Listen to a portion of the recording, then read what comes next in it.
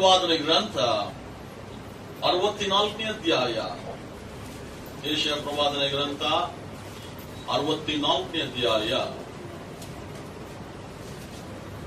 1ರಿಂದ 4 ವಚನಗಳನ್ನು. ಆಹಾ, ನೀನು ಆಕಾಶವನ್ನು ಸೀಳಿ ಇಳಿದು ಬರಬಾರದೆ ನಿನ್ನ ದರ್ಶನವು ಉಂಟಾಗಿ.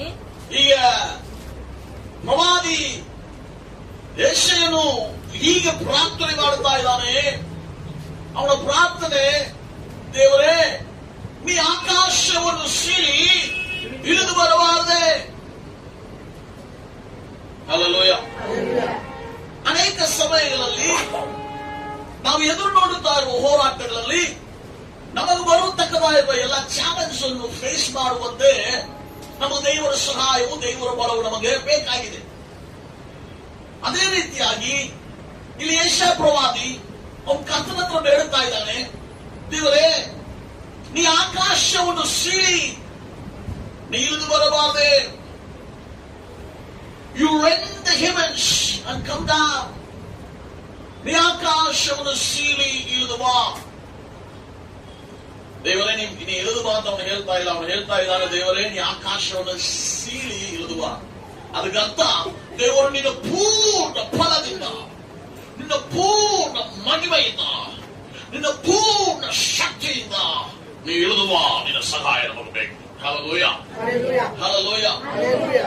ದೇವರ ಬಲಕ್ಕಾಗಿ, ದೇವರ ಪರಾಕ್ರಮಕ್ಕಾಗಿ ಪ್ರವಾದಿ ಹೀಗೆ ಪ್ರಾರ್ಥನೆ ಮಾಡುತ್ತಾ ಇಲ್ಲ. ದೇವರೇ ಆಕಾಶವನ್ನು ಸೀಳಿ ಇಳಿದು ಬಾ. Rend the heavens and come down. Hallelujah. ಇವತ್ತೊಂದು ವೇಳೆ ನಮ್ಮ ಸಮಸ್ಯೆಗಳು, ಹೋರಾಟಗಳು ಬಹಳ ದೊಡ್ಡದಾಗಿರಬಹುದು.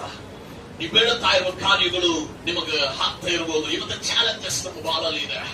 ಈ ಚಾಲೆಂಜಸ್ ಎದುರು ನೋಡುವಂತೆ, ಈ ಚಾಲೆಂಜಸ್ ಜಯಿಸಬೇಕಂದ್ರೆ ನಮ್ಮ ಪ್ರಾರ್ಥನೆ ಇವತ್ತು ಹಿಂಗಾಗಿರಬೇಕು.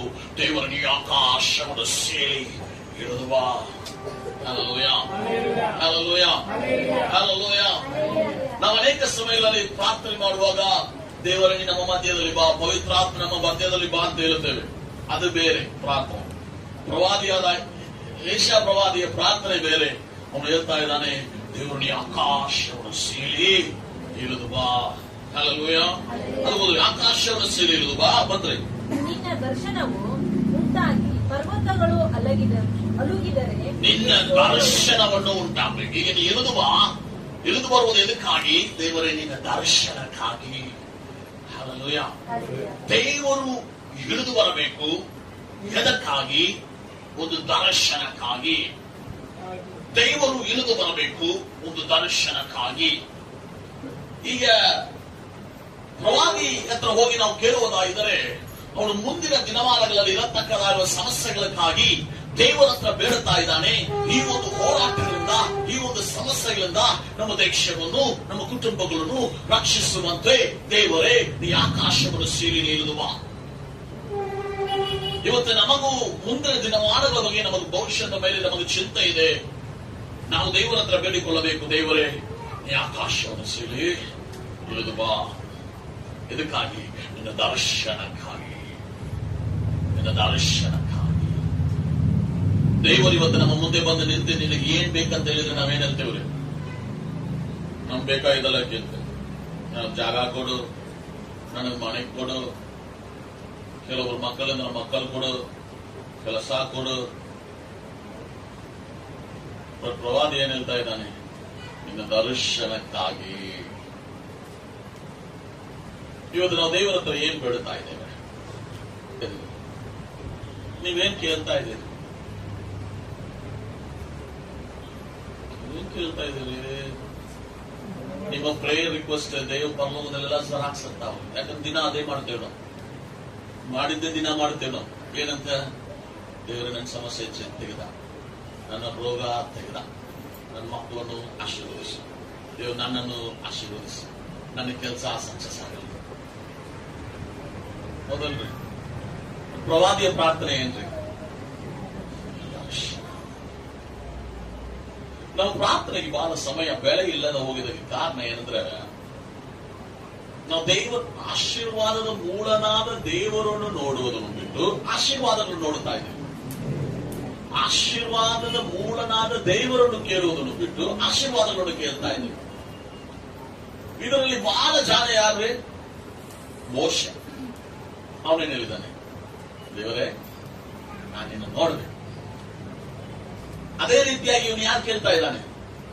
ದೇಶ ಪ್ರವಾದಿ ಕೇಳ್ತಾ ಇದ್ದಾನೆ. ಏನಂತ? ನೀ ಸೀಳಿ ಬಾ, ಎದಕ್ ಬಾ, ನಿನ್ನ ದರ್ಶನ ಬೇಕು. ಹಲ್ಲೆಲೂಯಾ. ನಾವು ಹೇಳ್ತಾ ಇದ್ದೇವೆ, ದೇವರೇ ನೀ ಬಾ, ನನ್ನ ಆರಾಮ ಮಾಡು. ದೇವರೇ ನೀ ಬಾ, ನನ್ನ ಮಕ್ಕಳು ಮದುವೆ ಮಾಡು. ದೇವರೇ ನಾನು ಬಾ, ನನಗೆ ಒಳ್ಳೆ ಕೆಲಸ ಕೊಡು. ಎದಕ್ಕಿಲ್ಲ ನಮ್ಮ ಪ್ರಾರ್ಥನಾ ಜೀವನಕ್ಕೆ ಜಯ ಉಂಟಾಗ್ತಾ ಇಲ್ಲಂದ್ರೆ ದೇವರು ನಾವು ಕರೀತಾ ಇದ್ದೇವೆ ಎದಕ್ಕೆ? ನಮ್ ಕೆಲಸ ಮಾಡಾಕ.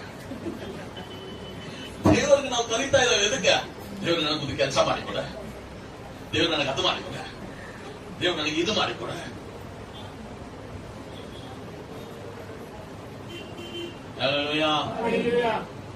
ಪ್ರವಾದಿ ಎಂದು ಪ್ರಾರ್ಥನೆ ಮಾಡ್ತಾ ಇದ್ದಾನೆ, ದೇವರೇ ನೀವು ಬಾ. ಹೆಂಗ್ ಬಾ? ಸಾಧಾರಣವಾಗಿ ಬರಬಾರ್ದು. ನೀವು ಬರುವಾಗ ಆಕಾಶವನ್ನು ಸೀಳಿ ಬರ್ಬೇಕ. ಎದಕ್ಕಾಗಿ? ನಿನ್ನ ದರ್ಶನ. ದೇವರ ದರ್ಶನವನ್ನು ನೀವು ಬಯಸಿ, ದೇವರ ನಿನ್ನ ನೋಡಬೇಕಂತ ಬೇಡ. ಅದೇ ನಮ್ಮ ಫಸ್ಟ್ ಪ್ರಾರ್ಥನೆ ಆಗಿರಬೇಕು.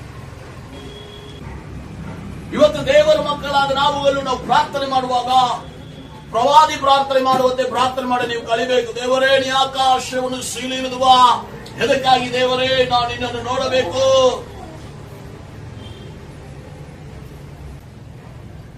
ನಾವು ಈ ದಿನಗಳಲ್ಲಿ ನಮ್ಮ ಶಾರೀರಿಕವಾದ ಕಾರ್ಯಗಳು ನೀವು ಬೇಡುವುದು ಬಿಡ್ರಿ. ನೀವು ಬೇಡುವ ಕಾರ್ಯ ಏನಾಗಿರಬೇಕು? ಪರಲೋಕದ ಕಾರ್ಯಗಳಾಗಿರಬೇಕು. ಪರಲೋಕಕ್ಕೆ ಸಂಬಂಧಪಟ್ಟವಾದ ಕಾರ್ಯಗಳು ನೀವು ಬೇಡುವುದಾಗಿರಬೇಕು. ಹೆಂಗ್ ಬರ್ಬೇಕ್ರೆ? ದೇವರೇ ನೀ ಆಕಾಶವನ್ನು ಸೀಳಿ ಇಳಿದ ನಾನಿನ ದರ್ಶನವನ್ನು ಕಾಣ. ಫಸ್ಟ್ ಅವನಿಗೆ ಪ್ರವಾದಿ ಏನ್ ಹೇಳ್ತಾ ಇದ್ದಾನ್ರಿ? ಮೊದಲದಾಗಿ, ಆಹಾ, ನೀನು ಆಕಾಶವನ್ನು ಸೀಳಿ ಇಳಿದು ಬರಬಾರದು. ಆಕಾಶವನ್ನು ಸೀಳಿ ಇಳಿದು ಬರಬಾರದೆ. ನಿನ್ನ ದರ್ಶನವು ಉಂಟಾಗಿ, ನಿನ್ನ ದರ್ಶನವು ಉಂಟಾ. ಮೊದಲದಾಗಿ ನೀ ಇಳಿದು ಬಾ, ನಿನ್ನ ದರ್ಶನವನ್ನು ಕಾಣುತ್ತೇನೆ. ಎರಡನೇದಾಗಿ, ಮೂರನೇದಾಗಿ, ಪರ್ವತಗಳು ಅಲುಗಿದರೆ ಪರ್ವತಗಳು ನೀ ಬರುವಾಗ ಆಕಾಶ ಮಾತ್ರ ಅಲ್ಲ, ಏನ್ ಮಾಡ್ಬೇಕು ದೇವ್ರೆ? ಪರ್ವತಗಳು ನೀ ಅಲಗಿಸಿದ್ರೆ ಎಷ್ಟೋ ಒಳ್ಳೆಯದು. ಅದು ಎಷ್ಟೋ ಒಳ್ಳೇದು. ಒಣಗಿರಕ್ಕೆ ಹತ್ತುವ ಕಿಚ್ಚಿನ ಪ್ರಕಾರವು ನೀರನ್ನು ಕುದಿಸುವ ಉರಿಯೋಪಾದಿಯಲ್ಲಿಯೂ ನೀನು ಪ್ರತ್ಯಕ್ಷನಾಗಿ ನಮ್ಮ ನಿರೀಕ್ಷೆಗೆ ಮೀರಿದ ಭಯಂಕರ ಕೃತ್ಯಗಳನ್ನು ನಡೆಸಿ ನಿನ್ನ ನಾಮ ಮಹತ್ತನ್ನು ನಿನ್ನ ಶತ್ರುಗಳಿಗೆ ತಿಳಿಯಪಡಿಸಿ. ನೆಕ್ಸ್ಟ್ ಏನ್ರಿ? ನಿನ್ನ ಶತ್ರುಗೆ ಗೊತ್ತಾಗಲಿ, ನನ್ನ ಶತ್ರುಗೆ ಗೊತ್ತಾಗಲಿ. ದೇವ್ರೆ ಫಸ್ಟ್ ಹೇಳ್ತಾ ಇದ್ದಾನೆ ಪ್ರವಾದಿ, ದೇವರೇ ನೀ ಬಾ, ನೀ ಆಕಾಶವನ್ನು ಸೀಳಿ ನೀ ಇಳಿದು ಬಾ. ಎದಕ್ಕಾಗಿ? ನಿನ್ನ ದರ್ಶನವನ್ನು ಕಾಣುವಂತೆ. ಮೂರನೇದಾಗಿ, ನನ್ನ ವೈರಿಗೆ ಗೊತ್ತಾಗಬೇಕು. ನಮ್ಮ ವೈರಿಗೆ ಗೊತ್ತಾಗಬೇಕು, ಇವರ ಜೊತೆ ಯಾರಿದ್ದಾನೆ? ದೇವರು ಇದ್ದಾನೆ. ಹಲ್ಲೆಲೂಯಾ. ಪ್ರಾರ್ಥನೆ ಮಾಡುವಾಗ ಹೇಳಿದ್ರು, ದೇವರು ನನ್ನ ವೈರಿ ನಾಚಿಸುವಂತೆ ನೀನು ನನ್ನ ಮೇಲೆ ಎಬ್ಬಿಸಂತ. ಯಾರು ನಾಚಿಸ್ಬೇಕ? ನಮ್ಮ ವೈರಿ. ಮೊದಲನಾಗಿ ಆಕಾಶವನ್ನು ಸೀಳಿ ಇಳಿದು ಬಾ. ಎರಡನೇದಾಗಿ ಎದಕ್ಕಾಗಿ? ನಿನ್ನ ದರ್ಶನವನ್ನು ಕಾಣುವಂತೆ. ಮೂರನೇದಾಗಿ ವೈರಿಯು ನಾಚಿಸುವಂತೆ, ವೈರಿಯು ತಿಳಿಯುವಂತೆ, ವೈರಿಗೆ ಗೊತ್ತಾಗಲಿ. ಈ ನಮ್ಮ ವೈರಿ ನಮ್ಮ ವೈರಿಗೆ ಗೊತ್ತಾದ್ರೆ ದೇವರಿಗೆ ಒಂದು ಜೊತೆ ಇದಾನಂದ್ರೆ ವೈರಿ ಏನ್ ಮಾಡ್ತಾನೆ? ಹತ್ರ ಬರುವುದು ಇಲ್ಲ. ನಿಮಗೆ ಕಿರಿಕಿರಿ ಮಾಡುವುದು ಇಲ್ಲ. ನಿಮ್ಮನ್ನು ತೊಂದರೆ ಮಾಡುವುದು ಇಲ್ಲ. ನಮ್ಮ ವೈರಿ ಯಾರ್ರಿ? ಯಾರ್ರಿ ನಮ್ಮ ವೈರಿ? ಯಾರು ಬಾಯಲ್ಲಿ ಬರವ ಅಂತ ನಮ್ಮ ವೈರಿ. ನಾವು ಇನ್ನೂ ತಲೆಯಾಗಿ ಯಾರು ಇರ್ತೇವೆ ಮಾಡ್ತೇನೆ. ಅವ್ರು ದೇವರೇ ಇಳಿದು ಬಂದು ಫಸ್ಟ್ ಅವ್ರ ಮನೆ ಕೈ ಕಾಲ ಮುರಿದು ಆ ದೇವ್ರಿಗೆ ಬರುವಾಗ ಅವ್ರ ಮನೆಯಾಗಿ ರೂಸ್ ಮೋಷನ್ ಹತ್ತಲಿ. ದೇವ್ರೇ ನನ್ ಬಿಟ್ಟು ಬಿರಿಯಾನಿ ತಿಂದ್ರು.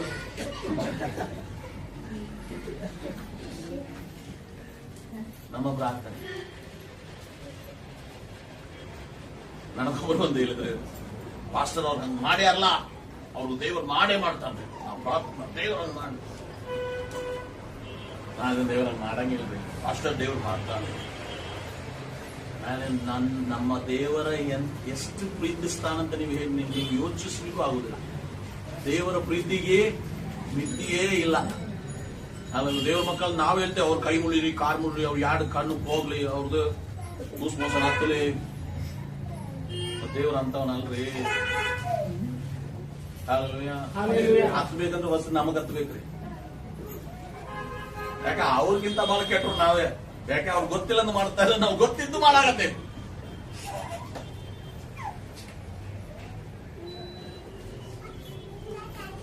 ಈ ದಿನಗಳಲ್ಲಿ ದೇವರ ಮಕ್ಕಳಾಗಿ ದೇವರ ಮಟ್ಟಿಗೆ ಮಾತನಾಡ್ತಾ ಇದ್ದಾರೆ.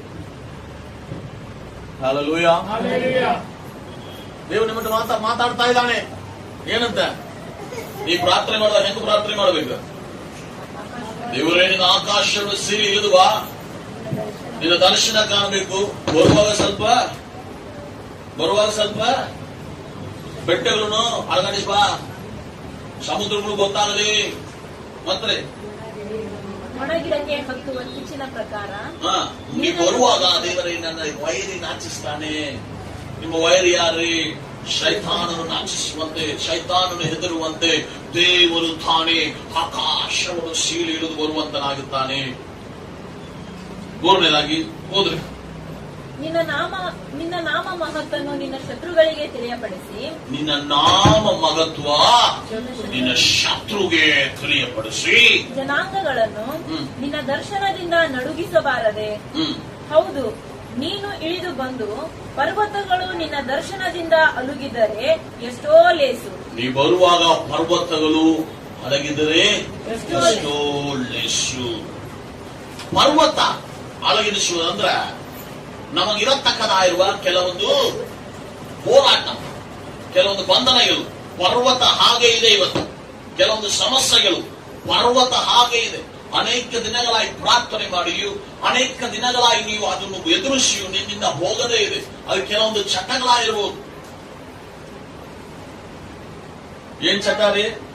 ಎರಡಿಕೆ, ಕೆಲವೊಂದು ವಿಷಯ ದೇವರ ಮಕ್ಕಳಾಗಿ ನಾವು ಲಕ್ಷ್ಯ ನೋಡಬೇಕು. ಇಲ್ಲಿ ನಾವು ದೇವರು ಹೇಳ್ತಾ ಇದ್ದಾನೆ. ಏನ್ ಹೇಳ್ತಾ ಇದ್ದಾನೆ? ಈ ಒಂದು ಪರ್ವತಗಳನ್ನು ಸ್ವಲ್ಪ ಕದಲಿಸು. ನಿನ್ನ ಮುಂದೆ ಒಂದು ಕಾರ್ಯ ಅಸಾಧ್ಯವಾಗಿದೆ, ಅದೇನಾಗ್ಬೇಕ? ಕದಲಿಸ್ಬೇಕು ದೇವರು. ಅದು ನಿನಗೆ ರೋಗವಾಗಿರ್ಬೋದು, ನಿನಗೆ ಏನೇ ಒಂದು ಕಾರ್ಯವಾಗಿರ್ಬೋದು, ಸ್ಟಕ್ ಆಗಿದೆ, ಮುಂದೆ ಹೋಗ್ಲಿಕ್ಕೆ ಆಗದಂತೆ ದೊಡ್ಡ ಬೆಟ್ಟವಾಗಿ ನಿಂತಿದೆ. ನೀ ಏನೇ ಮಾಡ್ಲಿಕ್ಕೆ ಆಗದ್ರು ನಿನಗೆ ಗುಡ್ಡಗಳೇ ಹಾಕ್ತಾನೆ ಇಲ್ಲ. ಅಂತ ಸಮಯದಲ್ಲಿ ಬೆಟ್ಟಗಳು ಏನಾಗ್ಬೇಕ? ಕದಲಬೇಕು. ದೇವರೇ ನೀಡುದು. ನಾಲ್ಕನೇದಾಗಿ ಬೆಟ್ಟಗಳು, ಕನ್ನಡದಲ್ಲಿ ಹೆಂಗಿದ್ರೆ ಪರ್ವತಗಳು ನಿನ್ನ ದರ್ಶನದಿಂದ ಅಲುಗಿದರೆ ಎಷ್ಟೋ ಲೇಸು. ಇವತ್ತು ನಿಮ್ಮ ಸನ್ನಿವೇಶ, ನಿಮ್ಮ ಹೋರಾಟ, ನಿಮ್ಮ ಕಾರ್ಯವೆಲ್ಲ ಅಲುಗಬೇಕು. ದೇವರು ಬರುವಾಗ, ದೇವರ ಪ್ರತ್ಯಕ್ಷನಾಗುವಾಗ, ದೇವರ ಪ್ರಸನ್ನತೆ ಇರುವಾಗ. ತಿರುಗಿ ಹೋದ್ರೆ ಇವಾಗ 4ನೇ ವಚನ. ನಿನ್ನ ನಾಮ ಮಹತ್ತನ್ನು ನಿನ್ನ ಶತ್ರುಗಳಿಗೆ ತಿಳಿಯಪಡಿಸಿ, ಜನಾಂಗಗಳನ್ನು ನಿನ್ನ ದರ್ಶನದಿಂದ ನಡುಗಿಸಬಾರದೆ. ಹೌದು, ನೀನು ಇಳಿದು ಬಂದು ಪರ್ವತಗಳು ನಿನ್ನ ದರ್ಶನದಿಂದ ಅಲುಗಿದರೆ ಎಷ್ಟೋ ಲೇಸು. ನಿನ್ನನ್ನು ಬಿಟ್ಟರೆ ನಿರೀಕ್ಷಿಸುವವನಿಗೆ ಕಾರ್ಯಕರ್ತನಾದ ಯಾವ ದೇವರನ್ನು ಆದಿಯಿಂದ ಯಾರು ಕೇಳಲಿಲ್ಲ, ಯಾರ ಕಿವಿಗೂ ಬೀಳಲಿಲ್ಲ. ದೇವರಿಗಾಗಿ ಕಾಯ್ತಾ ಇರುವವನಿಗಾಗಿ ದೇವರು ಕಾರ್ಯ ಮಾಡುವಂತನಾಗಿದ್ದಾನೆ. ಹಲ್ಲೆಲೂಯಾ. ಯಾರಿಗಾಗಿ ದೇವರು ಕಾರ್ಯ ಮಾಡುತ್ತಾ ಇದ್ದಾನ್ರಿ? ನಿರೀಕ್ಷಿಸಿರುವ. ಹಲ್ಲೆಲೂಯಾ. ನೀವು ನಿರೀಕ್ಷಿಸಿರುವಾಗ ದೇವರು ನಿಮಗೆ ಕಾರ್ಯಗಳನ್ನು ಮಾಡುತ್ತಾರೆ. 5 ಕಾರ್ಯಗಳಿದೆ. ಮೊದಲದಾಗಿ ಏನ್ರಿ? ನೀ ಆಕಾಶವನ್ನು ಹೆಂಗ್ ಇಳಿದು ಬರ್ಬೇಕಂದ್ರೆ, ನೀ ಆಕಾಶವನ್ನು ಸೀಳಿ ಇಳಿದು ಬರಬೇಕು. ಎದಕ್ಕಾಗಿ? ದರ್ಶನಕ್ಕಾಗಿ. ನೆಕ್ಸ್ಟ್, ವೈರಿಗಳು ಎದುರುವಂತೆ. ನೆಕ್ಸ್ಟ್, ನನ್ನ ಮುಂದೆ ಪ್ರಾಬ್ಲಮ್ಸ್ ಇದೆ, ಸಮಸ್ಯೆಗಳಿದೆ, ಪರ್ವತ ಹಾಗೆ ಇದೆ, ಅವು ಕದಡುವಂತೆ. 5ನೇದಾಗಿ, ದೇವರೇ ನೀನೇ ನನ್ನ ನಿರೀಕ್ಷೆಯಾಗಿದೆಯಲ್ಲ, ನೀನೇ ನನ್ನ ಗತಿಯಾಗಿದೆಯಲ್ಲ, ನಿನ್ನ ಬಿಟ್ಟರೆ ನನಗೆ ಬೇರೆ ಯಾರು ಇಲ್ಲಪ್ಪ. ಅವನಿಗೆ ಹಿಂಗೆ ಹೇಳ್ತಾ, God beside you, who acts on behalf of those who wait for you. ದೇವರು ನಿನ್ನ ಬಿಟ್ಟರೆ ನಿನಗಾಗಿ ಕಾದಿರುವವರಿಗಾಗಿ ಯಾರು ದೇವರಿಗೆ ಸಹಾಯ ಮಾಡೋರು? ನಿನಗಾಗಿ ಕಾದಿರುವವರಿಗಾಗಿ ಯಾರು ಕಾರ್ಯ ಮಾಡುವರು? Hallelujah, hallelujah.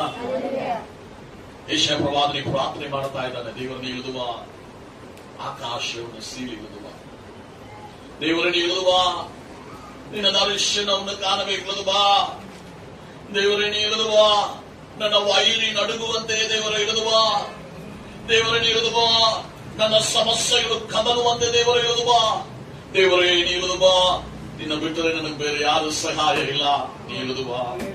Hallelujah, hallelujah. ದೇವರು ತಾನೇ ನಮ್ಮ ಬಾಳಲ್ಲಿ ಇಳಿದು ಬರಲಿ.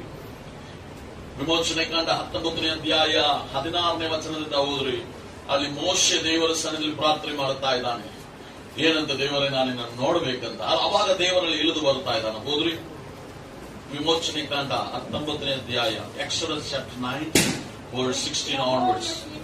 ಬೆಂಕಿಯೊಳಗೆ ಸಿನಾಯ್ ಬೆಟ್ಟದ ಮೇಲಕ್ಕೆ ಇಳಿದು ಬಂದು, ದೇವರು ಹೆಂಗ್ ಇಳಿದು ಬಂದ ಅಂದ್ರೆ ಸಿನಾಯ್ ಬೆಟ್ಟದಲ್ಲಿ ಬೆಂಕಿಯಿಂದ ಇಳಿದು, ನನಗೆ ಏಷಾಯ ನೋಡಿದ್ದು ಹಂಗೆ, ಏಷಾಯ ಕೇಳಿದ್ದು ಹಂಗೆ, ಮತ್ತೆ ಬೆಂಕಿಯಿಂದ ಇಳಿದು ಬಂದು.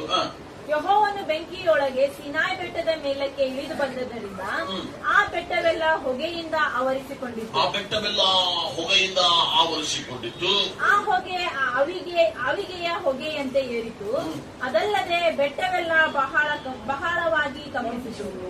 ತುತ್ತೂರಿಯ ಧ್ವನಿ ಹೆಚ್ಚಾಗುತ್ತಾ ಬಂದಾಗ ಮೋಶೆಯು ದೇವರ ಸಂಗಡ ಮಾತಾಡಿದನು. ಆಗ ದೇವರು ಬಾಯಿ ಮಾತಿನಿಂದ ಉತ್ತರ ಕೊಟ್ಟನು. ದೇವರು ಬಾಯಿನ ಮಾತಿನಿಂದ ಉತ್ತರವನ್ನು ಕೊಟ್ಟರು. ಮೋಶೆ ದೇವರ ಹತ್ರ ಬೇಡಿದ್ದು ನಮಗೆಲ್ಲ ಗೊತ್ತಿದೆ. ದೇವರೇ ಇಳಿದು ಬಾ ಅಂತ. ದೇವರೇ ಸೀನಾಯಿ ಬೆಟ್ಟದಲ್ಲಿ ದೇವರು ಏನ್ ಮಾಡ್ತಾ ಇದ್ದಾನೆ? ಇಳಿದು ಬಂದಾನೆ. ಇಳಿದು ಬರುವಾಗ ಅಲ್ಲಿ ನಾವು ನೋಡುತ್ತಾ ಇದ್ದೇವೆ, ಏನಾಗಿದೆ, ಸುತ್ತಿರುವ ಎಲ್ಲಾ ಸ್ಥಳವು ಸುಟ್ಟೋಗಿದೆ. ಯಾಕೆ? ದೇವರು ಬೆಂಕಿಯಾಗಿ ಅಲ್ಲಿ ಇಳಿದು ಪ್ರಾರ್ಥನೆಗೆ ದೇವರ ಮೊರೆಯನ್ನು ಕೆಟ್ಟು ಹೀಗೆ ಮೋಶೆಯನ್ನು ಏನ್ ಮಾಡ್ತಾ ಇದ್ದಾನೆ? ದೇವರ ಆಕಾಶವನ್ನು ಸೀಳಿ ಅಲ್ಲಿ ಇಳಿದು ಬರ್ತಾ ಇದ್ದಾನೆ. ಅವನು ದೇವರಲ್ಲಿ ಇಳಿದು ಬಂದಿದ್ದನ್ನು ಯಾರು ನೋಡ್ತಾ ಇದ್ದಾನೆ? ದೇವರು ಇಳಿದು ಬಂದಿದ್ದು ಮೋಶೆ ನೋಡ್ತಾ ಇದ್ದಾನೆ, ಜನಾಂಗಗಳು ನೋಡ್ತಾ ಇದ್ದಾರೆ, ವೈರಿಗಳು ನೋಡ್ತಾ ಇದ್ದಾರೆ, ಎಲ್ಲಾರು ನಡಗುತ್ತಾ ಇದ್ದಾರೆ. ಅಲ್ಲಿ ದೇವರು ಇಳಿದು ಬರುವಾಗ ಅವ್ರಿಗೆ ಏನ್ ಮಾಡ್ತಾ ಇದ್ದಾನೆ? ಆಜ್ಞೆಗಳನ್ನು ಕೊಡ್ತಾ ಇದ್ದಾನೆ. ನಾವು ಅಲ್ಲಿ ದೇವರ ಪ್ರಸನ್ನತೆ ಇರುವುದು ನಾವು ನೋಡುತ್ತಾ ಇದ್ದೇವೆ. ಈಗ ಅದೇ ರೀತಿಯಾಗಿ ಯೆಶಾಯ ಪ್ರವಾದನೆ ಪ್ರಾರ್ಥಿಸ್ತಾ ಇದ್ದಾನೆ. ಯಾಕಂದ್ರೆ ಯೆಶಾಯ ಪ್ರವಾದಿ ಗೊತ್ತಿದೆ, ಇವನು ಓದಿದ್ದಾನೆ, ಮೋಶೆಗಿಂತಾದ್ರೆ ದೇವರು ದರ್ಶನ ಕೊಟ್ಟಿದ್ದಾನೆ ಅಂತ. ಸೊ ಇದೇ ರೀತಿಯಾಗಿ ಯಾರು ಪ್ರಾರ್ಥನೆ ಮಾಡುತ್ತಾ ಇದ್ದಾನೆ? ಯೆಶಾಯ ಪ್ರವಾದಿ ಪ್ರಾರ್ಥನೆ ಮಾಡುತ್ತಾ ಇದ್ದಾನೆ, ದೇವರನ್ನು ಆಕಾಶವನ್ನು ಸೀಳಿ ಇಳಿದು ಬಾ, ಆಕಾಶವನ್ನು ಸೀಳಿ ಇಳಿದು ಬಾ. ಎದಕ್ಕಾಗಿ? ದೇವರು ನಿನ್ನ ದರ್ಶನವನ್ನು ಕಾಣಬೇಕು. ಮೂರನೇದಾಗಿ ನನ್ನ ವೈರಿಯು ನಡುಗಬೇಕು. ನಾಲ್ಕನೇದಾಗಿ ನನ್ನ ಸಮಸ್ಯೆಗಳು ಕದಲಬೇಕು. ಐದನೇದಾಗಿ ನಿನ್ನ ಬಿಟ್ಟರೆ ನನಗೆ ಬೇರೆ ಸಹಾಯ ಇಲ್ಲ. ದೇವರೇ, ನೀ ನನಗೆ ಮಾಡದೇ ಹೋದರೆ ನನಗಾಗಿ ಸಹಾಯ ಮಾಡುವಂತೆ, ನನಗೆ ದಯ ಕೊಡುವಂತೆ ಯಾರು ಇಲ್ಲ. ಹಲ್ಲೆಲೂಯಾ. ಯೆಶಾಯ ಪ್ರವಾದಿ ಜೊತೆ ನಿಂತು ನಾವು ಈ ದಿನಗಳಲ್ಲಿ ನಾವು ಪ್ರಾರ್ಥನೆ ಮಾಡೋಣ. ದೇವರೇ, ನೀ ಆಕಾಶವನ್ನು ಸೀಳಿ ಇಳಿದು ಬಾ. When the heavens shall come down, ಪರಲೋಕವನ್ನು ಬಾಗಿಲನ್ನು ತೆರೆದು ಇಳಿದು ಬಾ. ಹಲ್ಲೆಲೂಯಾ. ಯೆಶಾಯ ಪ್ರವಾದಿ ಪರಲೋಕವನ್ನು ದೇವರೇ ನೀ ತೆರೆದು ಆಕಾಶವನ್ನು ಸೀಳಿ ಇಳಿದು ಬಾ ಅಂತ ಬೇಡುತ್ತಾ ಇದ್ದಾನೆ. ಮೋಸೆಗಾಗಿ ಆಕಾಶ ತೆರೆಯಲ್ಪಟ್ಟಿತ್ತು. ಅವನು ಹೇಳ್ತಾ ಇದ್ದ, ದೇವರೇ ನಾನು ನಿನ್ನ ನೋಡಬೇಕು. ಇವತ್ತು ನಿಮಗಾಗಿ ನನಗಾಗಿ ಆಕಾಶ ತೆರೆಯಬೇಕಾ? ನೀವು ಪ್ರಾರ್ಥನೆ ಮಾಡಬೇಕು, ದೇವರೇ ನಾನು ನಿನ್ನ ನೋಡಬೇಕು, ದರ್ಶನ ನನಗೆ ಬೇಕು. ದೇವರ ದರ್ಶನವನ್ನು ನೀವು ಬೇಡ, ನಿಮ್ಮ ಸಮಸ್ಯೆಗಳೆಲ್ಲ ಬಿಡುಗಡೆ. ಹಲ್ಲೆಲೂಯಾ. ದೇವರ ದರ್ಶನ ನಿಮ್ಮ ಬಾಳಲ್ಲಿ ಬರುವುದಾಯಿದರೆ ನಾನು ಹೇಳ್ತೇನೆ, ನಿನ್ನ ರೋಗವೂ ಹೋಗುತ್ತೆ, ನಿನ್ನ ಸಮಸ್ಯೆಯೂ ಹೋಗುತ್ತೆ, ನಿನ್ನ ಎಲ್ಲಾ ಕಾಲದಿಂದ ದೇವರು ಬಿಡುಗಡೆ ಮಾಡುತ್ತಾನೆ. ಯಾಕಂದ್ರೆ ಯೆಶಾಯ 4ನೇ ವಚನದಲ್ಲಿ ಹೇಳಿದ ಪ್ರಕಾರವಾಗಿ, ದೇವರೇ ನೀ ಇಲ್ಲದೆ ನನಗೆ ಗತಿ ಇಲ್ಲ, ನೀ ಇಲ್ಲದೆ ನನಗೆ ಸಹಾಯ ಇಲ್ಲ ಅಂತ ತಿಳಿದವನಾಗಿದೆ ನನ್ನ. ಹಲ್ಲೆಲೂಯಾ. ಕಣ್ಣೆಲ್ಲ ಮುಚ್ಚಿ ನಮ್ಮ ದೇವರನ್ನು ಸಮರ್ಪಿಸೋಣ. ದೇವರೇ, ನೀ ಆಕಾಶವನ್ನು ಸೀಳಿದು ಬರಬಾರದೆ, ನೀ ಆಕಾಶವನ್ನು ಸೀಳಿದು ಬರಬಾರದೆ.